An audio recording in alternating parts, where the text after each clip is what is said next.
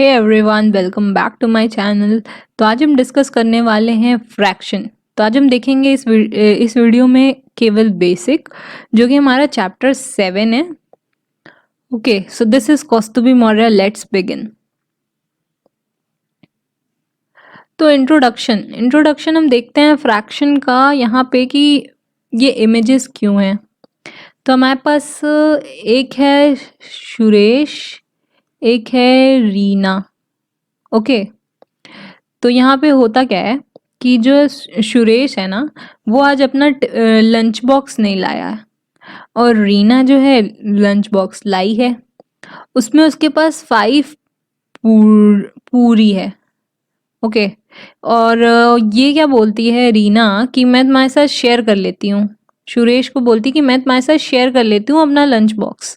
Okay, तो ये क्या करती है कि 2 इसे दे देती है, 2 खुद ले लेती है। तो ये टोटल कितना हो गया, 4। तो बचा कितना, उसके पास 5 पूरी थी, 4 उसने दे दी। तो उसके पास पूरी कितनी बची, अब 1 पूरी बची। तो अब वो सोच रही है एक मैं पूरी खा जाऊं कि एक मैं पूरी सुरेश को दे दूं।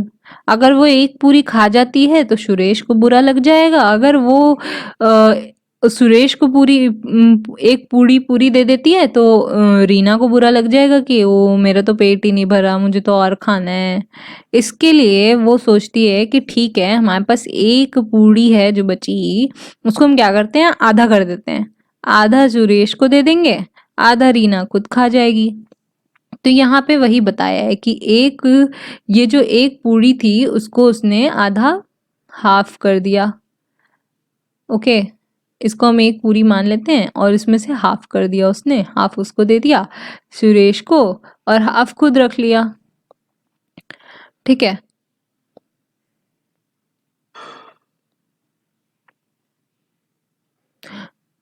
तो जो सुरेश है ना, उसको पता है कि रीना ने जो अभी किया, सुरेश जो है वो मतलब इसके पहले वाले क्लास में, अगर अभी आप 6 में हैं तो उसने 5th और 4th में पढ़ा हुआ था कि फ्रैक्शन क्या होता है। ठीक है, तो वो सोचता है कि अच्छा चलो, जो तुमने ये किया, आधी आधी पूरी दी, उसको क्या बोलेंगे फ्रैक्शन में, जरा बताओ। रीना से क्वेश्चन पूछता है कि बताओ फ्रैक्शन में क्या बोलेंगे जो तुमने एक पूरी को आधा किया। तो वो बोलती है कि इसको हाफ बोलेंगे। ओके, फिर क्या होता है कि यहाँ पे ये पूछता है कि जो हमने यहाँ पे किया अभी, अगर वो हम उस पूरी को 4 पार्ट में डिवाइड कर दें तो ये जो शेडेड रीजन है ना, मतलब इस एक पार्ट को फिर क्या बोलेंगे हम। तो इस शेडेड रीजन को हम लिखेंगे फ्रैक्शन में 4 और ये 1। ओके, तो ये कैसे हुआ 4 और 1, हमारे पास यहाँ थे 4 पार्ट, तो हमने इसको लिखा नीचे टोटल। ओके, और ये हमारा जो शेडेड रीजन था, जो हमारा एक पार्ट, मतलब इन पूरे में से इतना सा अगर उसने सुरेश को दिया खाने के लिए, तो वो हमारा हो गया पार्ट। ठीक है, तो फ्रैक्शन मतलब हमें यहाँ समझ में आ रहा है ना कि फ्रैक्शन मतलब हमारा हो गया टुकड़ा, मतलब कि किसी भी चीज का कुछ पार्ट, सम पार्ट। फ्रैक्शन मतलब किसी भी चीज का टुकड़ा, मतलब सम पार्ट। ठीक है, तो अब हम आगे देखते हैं एग्जाम्पल्स के साथ और समझते हैं अच्छे तरीके से। अब यहाँ पे आता है definition. A fraction is a number representing a part of whole. ठीक है, यहाँ पे हम देख पा रहे हैं कि जो मैंने पिछले स्लाइड में बोला, पार्ट ऑफ होल। होल मतलब पूरा, पार्ट मतलब उसका कुछ अंश। ओके, कुछ अंश। तो जैसे हमारे पास ये पूरा पूरी था या रोटी था, तो उसमें से इतना पार्ट उसने दे दिया सुरेश को, तो पूरे में से उसने एक पार्ट दे दिया, मतलब पूरा था ये 2, और ये हमारा हो गया एक पार्ट, तो उसने एक पार्ट दे दिया, तो ये हो गया 1/2। ठीक है, लेकिन बस इसमें शर्त क्या होती है, मतलब इनका इनका कंडीशन क्या होता है कि जो पार्ट्स है ना, वो इक्वल होने चाहिए। अब ये नहीं कि आपने ऐसे किया और उसको इतना सा पार्ट दे दिया और उसको बोल दिया मैंने तो तुम्हें आधा दे दिया। क्या उसको दिख नहीं रहा है कि तुमने आधा नहीं दिया, तुमने तो बहुत थोड़ा सा दिया। तो इसलिए जब भी हम ऐसे फ्रैक्शन में लिखेंगे ना, तो हम मानेंगे कि वो इक्वल पार्ट है। इसलिए इनकी कंडीशन है कि इक्वल पार्ट्स में होना चाहिए। जो भी हमारे पार्ट्स हैं, जो भी हमारे टुकड़े हो रहे हैं, वो सब हमारे इक्वल पार्ट्स में होने चाहिए। ओके, तो एक बार फिर देख लेते हैं। Fraction is a number representing part of a whole, मतलब सम पार्ट। ठीक है, सम पार्ट ऑफ होल। ये हमारा हो गया पूरे का थोड़ा सा टुकड़ा। आगे देखते हैं कुछ क्वेश्चंस के साथ। तो अब यहाँ पे कुछ बेसिक समझते हैं। ये लाइन है जिसको हम डिवीजन भी बोलते हैं। लाइन जो है हम इसको ऐसे भी लिखते हैं ना, तो इसी का ये भी पार्ट होता है। हम इसको ऐसे भी लिखते हैं, मतलब ये डिवीजन वाली लाइन ऐसे भी बनाते हैं। कुछ लोग इसको ऐसे भी लिखते हैं। तो इसके लिखने के तरीके बहुत होते हैं। तो ये डिवीजन वाली लाइन है। इसके ऊपर जो लिखा है ना, ये हमारा है न्यूमरेटर। ये हमने पहले की क्लास में पढ़ा हुआ है, फिर भी एक बार रिवाइज करने के लिए। और ये हमारा होता है डिनोमिनेटर। ओके, ये हमारा नंबर हो गया न्यूमरेटर, ये हो गया हमारा डिनोमिनेटर। इसको हम n से डिनोट करते हैं, इसको हम d से डिनोट करते हैं। तो अब ये जो नीचे वाला पार्ट होता है d, ये हमारा होल होता है। होल मतलब पूरा। ठीक है, और ये जो हमारा न्यूमरेटर होता है ना, ये हमारा पार्ट होता है, मतलब उसका अंश, कुछ पार्ट, सम पार्ट। ठीक है, तो अगर मैंने फिर से यहाँ पे लिख दिया कुछ 6/12, तो ये क्या है हमारा पूरा पूरा होल। ठीक है, टोटल। होल को भी ये भी बोल सकते हैं कि ये टोटल है। ये क्या है, पार्ट है। फिर हमने यहाँ पे लिख दिया 1/2, तो ये क्या हो गया, ये नीचे वाला हमारा हो गया टोटल या फिर होल। ये हमारा हो गया पार्ट। हम बस हमें हमेशा यही याद रखना ना, इससे बहुत इजी हो जाएगा कि नीचे वाला हमेशा हमारा टोटल होगा, ऊपर वाला हमारा उसका पार्ट होगा।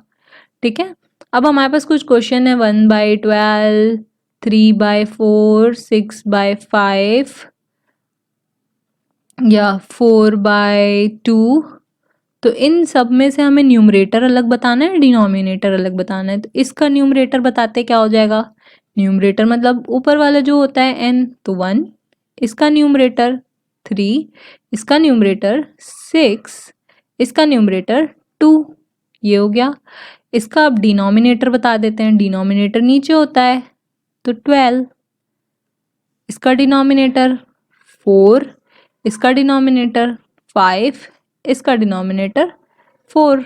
तो ये हो गया हमारा न्यूमरेटर और डिनोमिनेटर। तो बहुत इजी है ना, बस ये हमें याद रखना है कि नीचे वाला हमारा टोटल है और ऊपर वाला हमारा पार्ट है। चलिए कुछ क्वेश्चंस देखते हैं आगे। Colour the given figure in the colour the following figure in the given fraction, मतलब यहाँ पे जो फ्रैक्शन हमें दिए हुए हैं, हमें उसमें कलर करना है।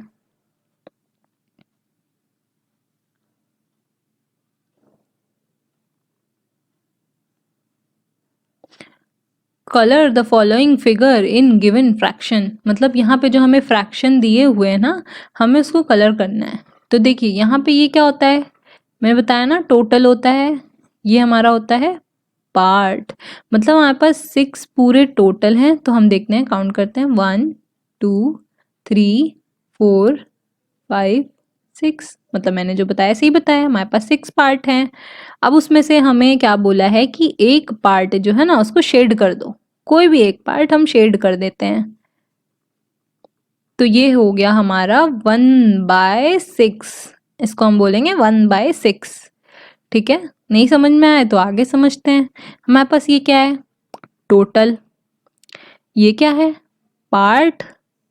ठीक है, तो हम देखते हैं हमारे पास टोटल 9 है क्या। यहाँ पे 1 2 3 4 5 6 7 8 9 हमारे पास है टोटल 9। मतलब हमने सही बताया यहाँ पे। अब हमें क्या करना है, 4 पार्ट को शेड कर देना है ताकि हमें पता चल जाए। तो 4 पार्ट कोई भी हो सकते हैं, ज़रूरी नहीं कि लाइन से ही करें, 4 पार्ट कोई भी। चलिए हम यहाँ शेड कर देते हैं, यहाँ कर देते हैं, कोई भी 4 पार्ट शेड कर देंगे। तो ये हो गया हमारा 4/9। अब हमें यहाँ क्या बोला है, 1/3, मतलब ये टोटल, ये हमारा पार्ट। तो फिर क्या कहते हैं यहाँ पे, टोटल मतलब 1 2 3, सही है, टोटल यही होता है। और एक पार्ट को हमें क्या बताना है, एक पार्ट 1/3 बनाना है। तो 1 एक पार्ट कोई भी हम कर लेते हैं, चलिए हम 2 को कर लेते हैं शेड, जरूरी नहीं कि 1 को ही करे, कोई भी शेड कर सकते हैं। तो ये हमारा हो गया 1/3। चलिए नेक्स्ट क्वेश्चन देखते हैं, यहाँ पे हमें समझ में आ गया ना। अब जो हमने पिछले में किया ना, अब हमको उसका यहाँ पे रिवर्स करना है, मतलब हमने शेड किया था पिछले में, अब हमें यहाँ पे क्या करना है, जो शेडेड पार्ट है और टोटल है हमें उसे लिख के दिखाना है। तो नीचे क्या होता है, ये हम लाइन बना लेते हैं, नीचे क्या होता है, टोटल होता है, तो काउंट कर लेते हैं 1 2 3 4, 4 को यहाँ लिख दिए। अब शेडेड कितने पार्ट हैं, एक ये पार्ट शेड है, एक ये पार्ट शेड है, तो 2/4। यहाँ पे एक लाइन बना लेते हैं और गिनते हैं कितने हैं, 1 2 3 4 5 6 7 8 9, टोटल 9 पार्ट हैं, उसमें से सिर्फ एक पार्ट ही छोड़ के है और सब हमारे शेडेड हैं। तो 1 2 3 4 5 6 7 8, तो 8/9 हो जाएगा।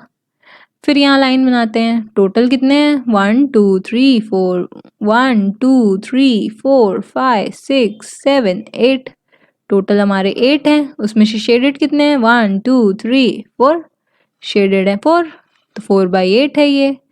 फिर यहाँ लिखेंगे टोटल 1 2 3 4, टोटल 4 पार्ट, शेडेड कितने हैं, 1 पार्ट, तो यहाँ पे हो जाएगा 1/4।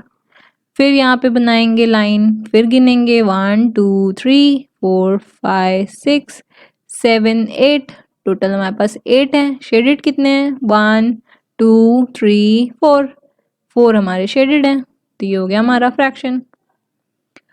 तो अब ये हम क्वेश्चन देखते हैं अगला। यहाँ पे बोला है what fraction of a day is 8 hour. पूरे दिन में, अगर पूरे दिन का 8 आवर हमारा कितना फ्रैक्शन होता है, डे, डे मतलब आवर में बोला है ना, तो हम डे को आवर में लिखेंगे 24 hour. A day means 24 hour, और उसमें से 8 मतलब 8 कितना पार्ट होता है, ठीक है, 8 आवर कितना पार्ट होगा, तो टोटल 24 आवर, क्योंकि बोला है अ डे, तो अ डे हमारा टोटल हो गया। 8 आवर कितना होता है, तो ये जैसे कि अगर हमारे पास यहाँ पे 24 ब्लॉक्स हैं, अगर हम मान लेते हैं हमारे पास 24 ब्लॉक्स है ना, तो पूछा है कि 8 ब्लॉक को अगर हम कलर कर दें तो हमारे बच्चे इन पूरे को हम फ्रैक्शन में क्या लिखेंगे, तो सिर्फ यही है, पूरा टोटल लिखेंगे और फिर जो हमारे शेडेड पार्ट है वो। What is the fraction of an hour in minute. अब 1 आवर का क्या मतलब है, 1 आवर मतलब 60 मिनट, मिनट में बताएंगे क्योंकि यहाँ मिनट में पूछा है। तो अब 60 मिनट हमारा टोटल हो गया। 40 मिनट पूछा है कि कितना होगा, अगर हम 60 ये पूरा है, अगर हम उसमें से 40 को शेड कर दें तो कितना होगा, तो यही पूछा है, तो शेडेड पार्ट ये हो गया। तो जो हमारा है fraction of an hour is 40 minute, पूरे आवर का 40 मिनट कितना फ्रैक्शन है।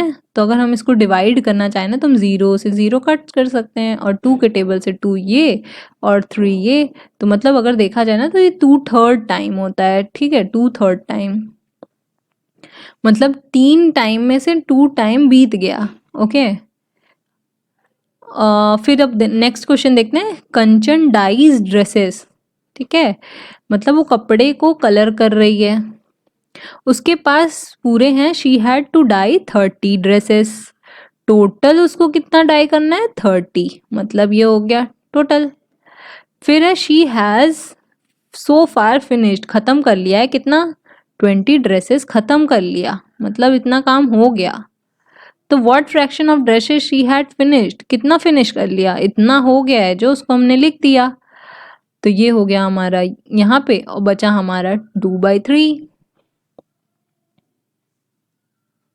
अगर यहीं पे पूछता कि कितना ड्रेसेस उसने फिनिश नहीं किया है, तो हम ऐसे करते, टोटल ये 30 और जो हमारा है ये 20, ये हमारा टोटल 30 टोटल ड्रेसेस थे, इसमें से 20 पूरे कर दिए हैं, तो हमारे पास बचे 10 ड्रेसेस। तो कितने डाई नहीं किए हैं अभी? 1/3 डाई नहीं किए हैं। जैसे कि एग्जांपल ले लें अगर हम यहाँ पे, तो हमारे पास हैं दो रोटी हैं हमारे पास, जो 4 रोटी हैं हमारे पास, तो हम उसमें से 2 रोटी खा गए हैं या 3 रोटी खा गए हैं, तो हमारे पास कितनी रोटी बची है? अब माइनस करेंगे ना, 4 - 3, तो हमारे पास 1 रोटी बची है ना। सेम यहाँ पे ही यही कॉन्सेप्ट लगाएंगे जब पूछेगा कितनी ड्रेसेस उसने डाई नहीं की हैं। ठीक है, तो सो फार हैज़ फिनिश्ड, तो आंसर हमारा ये है।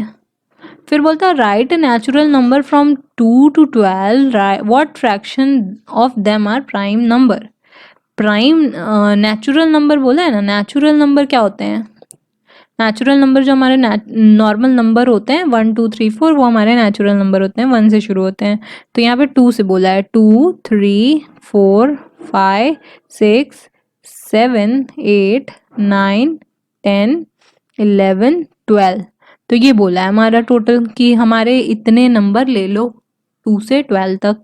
फिर बोला है कि what fraction of them are prime number, इसमें से फ्रैक्शन निकालना है कितने प्राइम नंबर इसमें से हैं। तो टोटल हमेशा फ्रैक्शन बोले तो टोटल नीचे लिखेंगे, तो ये टोटल हमारे कितने हैं काउंट कर लेते हैं, 1 2 3 4 5 6 7 8 9 10 11, टोटल नंबर हमारे यहाँ पे 11 हैं। उसमें से प्राइम नंबर कौन से हैं? प्राइम नंबर हमारे कौन से होते हैं? जो खुद से डिवाइड होते हैं या फिर 1 से डिवाइड होते हैं।